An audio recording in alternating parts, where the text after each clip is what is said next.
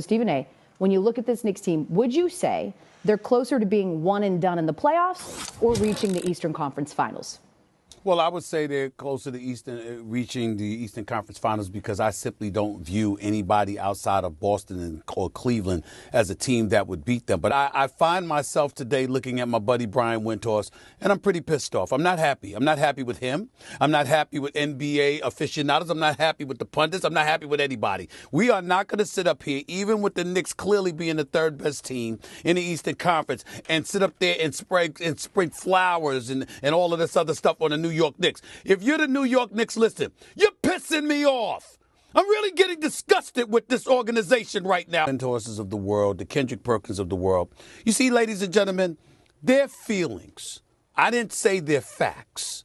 I said their feelings about the New York Knicks don't matter. I'm sick and tired of non-New Yorkers sitting there talking to me about how New York Knicks fans are supposed to feel. Hell with all of that. Had nothing to do with the suffering that the New York Knicks fans have been going through since 1973. Had nothing to do with the suffering of one disappointment after another, the ineptitude that existed in the 80s. I can do some shuffling too. Look out, man. What you gonna do? Look out, boys. It's coming through. Yeah, man. Yeah, man. What's going on, y'all? It's your boy Alex, the best sports capper on YouTube, and we also have some of the best sports talk on YouTube, so make sure you subscribe to the channel. And today we got to talk about fake Knicks fan Stephen A. Smith, because he's still trying to keep up this charade like he's the voice of the Knicks. He's never been the voice of the Knicks.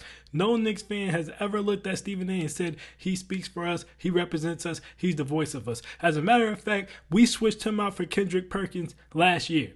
All right, everybody knows Spike Lee is officially the Knicks mascot.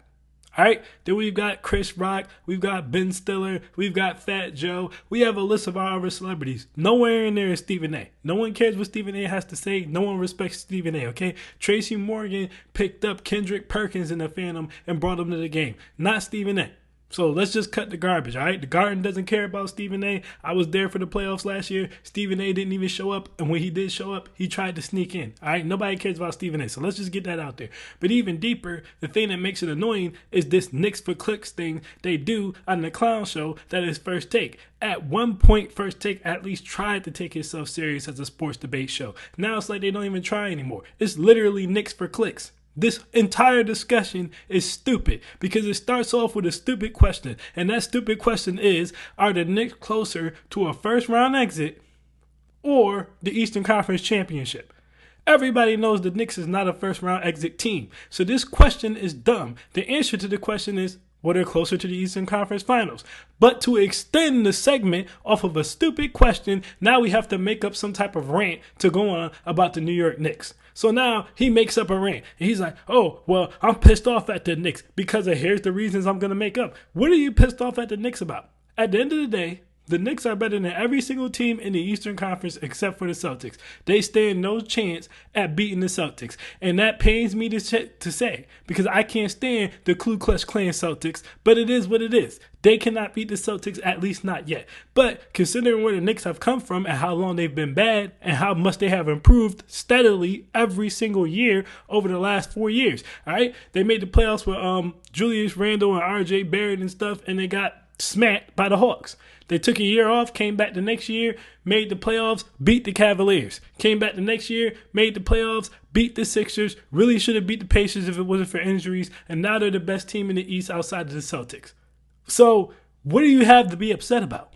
You should be happy. We're good again. We're relevant again. We're heading in the right direction. There's nothing you should have to be upset about. Also, your entire rant has nothing to do with the question. The question was simply, are the Knicks closer to a first-round exit or the Eastern Conference Championship? The answer to that is yes. Every single person who was asked this question on that show, now of course I didn't clip them all because that would take too long, but they all said yes. Then they proceeded, except for Whitehorse, or the white dude, I think his name is Whitehorse, but except for him, everyone else proceeded to go on a whole tangent about the Knicks that had nothing to do with the original question, which basically just came back to, but they can't beat the Celtics though. It's like watching a 5-year-old do a sports review show.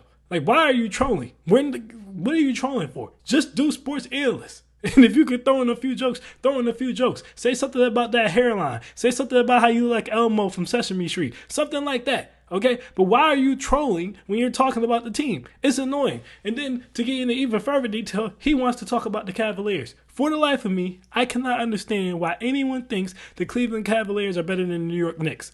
I mean, what number is this? How many times did the Knicks have to beat the Cavs before you guys let that go? I want you guys to understand, before Jalen Brunson even became a member of the New York Knicks, he beat Donovan Mitchell with the Dallas Mavericks without Luka Doncic on the court.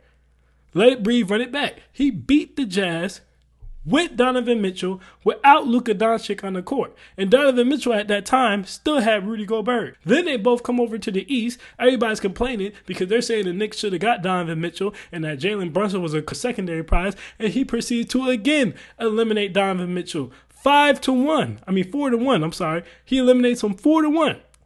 Okay? Then last year, Donovan Mitchell and them struggle to even beat the Orlando Magic. They really should have lost that series. They win in 7, and then they get absolutely dominated by the Boston Celtics. Now we're back here to the same point with the Cleveland Cavaliers again. When are you guys just going to accept the Cleveland Cavaliers for what they are? They are nothing but the Minnesota Vikings of the NBA. They'll have a great regular season. When they get to the playoffs, they're not going to do anything. They really should have been a first-round exit again last year, and as I stated, they got lucky that Orlando was a young team, and they were dealing with a few things, so they were able to get past Orlando. All right, the Cavs are not good. No, I don't care that they got Hunter. It does not matter. In no universe can the Cavs beat the Knicks. If I was going to pick a team in the East that's not the Celtics that would probably give them the most trouble, I would pick the Bucks before I would pick the Cavaliers. They don't even match up with the Knicks. First of all, here's the thing. Even if you're saying, okay, we got Hunter now for Brunson. Brunson in the playoffs is not getting stopped by Hunter. But even if he did, they have nobody who can guard Cat. Nobody. So we can just put that whole thing to bed. The Knicks have OG Anunoby, who can completely neutralize Mitchell Robinson. They also have Mikal Bridges, who... All right, Mikal Bridges is a little bit of a problem for me because he is brought in to help us beat the Celtics by being another elite wing defender, and he has been anything but that this season. However, what I will say is if you're not like Jason Tatum or Kevin Durant or something, you're not going to smoke Mikal Bridges. And I say that to say OG Anunoby goes on Donovan Mitchell or goes on Darius Garland or whoever you want to put him on, even Evan Mobley, he's shutting them all down. It doesn't matter which one you put him on. Okay? Mikal Bridges can slow down Darius Garland. Do I think he can slow down Donovan Mitchell? Probably not, but he can definitely slow down Darius Garland. So if you put OG Anunoby on the Donovan Mitchell, you put Mikal Bridges on the Darius Garland, exactly where are the Cleveland Cavaliers getting points from? Especially when Mitchell Robinson comes back, who wasn't even talked about in this segment, one of the best interior defensive players in the league, and also one of the best offensive rebounders in the league. When he comes back, what are you going to do? You don't have anyone who can guard Cat. You have Mitchell shutting down the post. All right, he's already dominated Evan Mobley and Jarrett Allen several times before, so we know they don't got nothing for him. And so you could throw Hunter on Brunson, you're still going to lose. You don't have anyone who can guard Bridges. You don't have anyone who can guard Cat.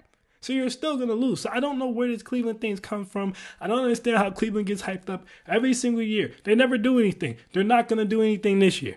So I just don't get it. I just had to go on that rant really quick because I'm tired of the Cleveland Cavaliers. Oh, the Cavaliers, they have the best record in the league. So what? It's the regular season. The NBA has the most meaningless regular season in sports. Even more meaningless than the MLB. It's a shit show. Nobody cares. Everybody just goes out there and goes through the motions. The goal is to keep yourself in the top 4 and just make the playoffs. Nobody gives a damn about whether or not they're the number 1 seed. All right, you also don't see good teams turn it up until after All-Star break. So we'll see what the Cavs look like after All-Star break. But at the end of the day, it's funny to me that everyone kept saying to the Knicks, well, you can't win a championship when your best player is a small guard. But you seem to think the Cleveland Cavaliers can win a championship when their best player is a small guard and their second best player is a small guard. Now, personally, I think their second best player should be Evan Mobley, but they're never going to run the offense in the way that happens. So your second best player as it stands is Darius Garland, 2 small guards. The Knicks' best player is a center.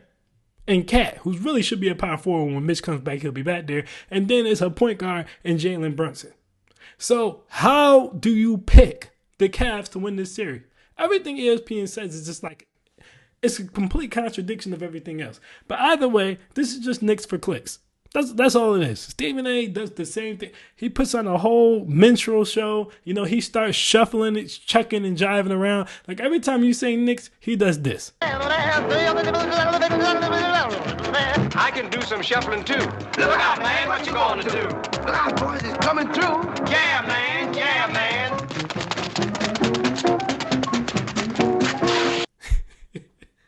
That's what he does every time he says Knicks. He goes, I can do some shuffling too. He starts chucking and jiving, pretending to be a fan, then going on a tangent. He legitimately gets mad. It angers Stephen A. when the Knicks win. You guys realize that? Like when they beat the Cavaliers, he was upset. You can tell that he didn't like that. He had to pick a new target. He's like, damn, I can't say they're a first round exit. So now I'm going to start bullying RJ Barrett, who's in like his third year in the league and actually had a decent series against the Cavaliers. That's the hill he chose to die on. Talking about some RJ, some people told me that you don't like what I'm saying, but guess what? You got a problem with me. You can take it up with me. As if you're that important for RJ to stop what he's doing in the middle of a playoff series and come and talk to your receding hairline ass. Like, yeah, you're that important. But anyways, even moving past that, when the Knicks beat the Sixers last year, he picked the Knicks to lose to the Sixers, which also didn't make any sense to me. Why would you pick the Knicks to lose to a Sixers team with a one-legged Joel Embiid? What sense does that make? Of course, they went forward to win anyway, easily, and that pissed them off, and you could tell. You could tell it pissed them off. When the Knicks went up 2-0 on the Pacers last year, before the injuries came, and the series got tied up, you could tell he was pissed off. His whole spiel is, okay, I'm going to act like I'm the Knicks fan. I really don't like the Knicks. I'm really just another Knicks hater, but I'm going to act like I'm the Knicks fan so I can play this whole heartbroken thing when they inevitably don't win, even though everybody knows that they're not going to win. At the end of the day, we know we can't beat the Boston Celtics. It's fine. We're enjoying being good right now. We're enjoying having a management team that's putting the pieces around so that we can compete. We got to get one or two more pieces. It's no big deal. Like, we're aware of that. But we've been asked for so long that it's completely fine. But yeah, Stephen A., he's no voice of the Knicks. He doesn't represent the Knicks. Knicks fans do not like him. Like, that narrative should just be dead. It should be over. It should be killed at this point. Nobody considers Stephen A. to be a voice of the Knicks. With that being said, you guys, I am out of here. I am Alex, and I am out. Peace.